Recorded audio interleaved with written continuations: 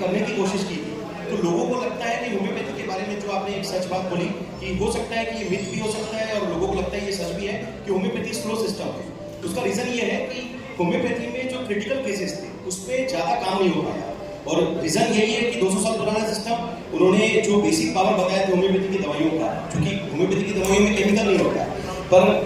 Side effect भी नहीं होता। साइड इफेक्ट ना होने के कारण लोगों को लगता है होम्योपैथी सेफ है बट स्लो है। स्लो है तो कहीं ना कहीं जो क्रिटिकल केसेस होते हैं, जो बड़े बड़े लेवल के जो फेल केसेस होते हैं, जो मेडिकल साइंस की मजबूरी मानी जा सकती है, तो इस चीज को हमने अपने सिस्टम पे, चूंकि मेरी प्राइवेट प्रैक्टिस है, ये मेरा सौभाग्य भी हो सकता है और एक तरीके से मेरी एक अपॉर्चुनिटी भी कह सकते हैं कि मुझे मौका मिला कि मैं पेशेंट्स के लिए डेटा मैनेजमेंट के साथ में एविडेंस बेस्ड सिस्टम को, कंसेप्ट को नया तरीके से लॉन्च करूं, जिसको मैं कुछ नए तरीके से बता सकूं। तो उसके लिए हमने क्रिटिकल केसेस में काम करना चालू किया और जिस केस में ये कहा जाता था कि होम्योपैथी काम नहीं करती है, जिस केस में ये कहा जाता है कि होम्योपैथी स्लो काम करेगी, उसमें हमने होम्योपैथी की डोज, जो कि केमिकल लेस सिस्टम के कारण सेफ सिस्टम है, उसका डोज को बढ़ाया। जब डोज बढ़ाया और उस पर एग्रेसिव ट्रीटमेंट किया तो लोगों को फायदा मिला। देख पाएंगे ऐसे ही पेशेंट जो किडनी फेलियर के पेशेंट्स होते हैं, जो कि ट्रांसप्लांट की मजबूरी में जी रहे हैं, ज्यादातर डायलिसिस कराने के लिए मजबूर है, इनको हमने करीब 21 क्रिएटिनिन के लेवल से नॉर्मल लाने की ये modern opening super special concept का फायदा दिया है।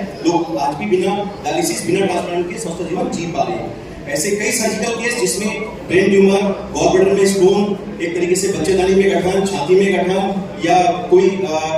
जो क्रिटिकल केसेस जो सर्जिकल लेवल पे जाते हैं जिसमें सर्जरी ही एकमात्र उपाय है, या ऐसा कह सकते हैं कि सर्जरी कराने के बावजूद भी इस बात की कोई श्योरिटी नहीं कि ये वापस नहीं हो सकता। ऐसे केसेस में एविडेंस बेस्ड सिस्टम के साथ हमने जो डेटा दिया है उसमें लोगों को ये नॉलेज मिलता है कि इस तरीके के केसेस होम्योपैथी से, सुपर स्पेशल कंसेप्ट से फास्ट ट्रीटमेंट, जो हम डोज बढ़ाकर जो दवाई देते हैं, उसमें लोगों को इन सर्जिकल केसेस में फायदा मिला और उनकी बात की रिपोर्ट में वो चीज होम्योपैथी जो है उसको लेकर क्या कुछ होना चाहिए।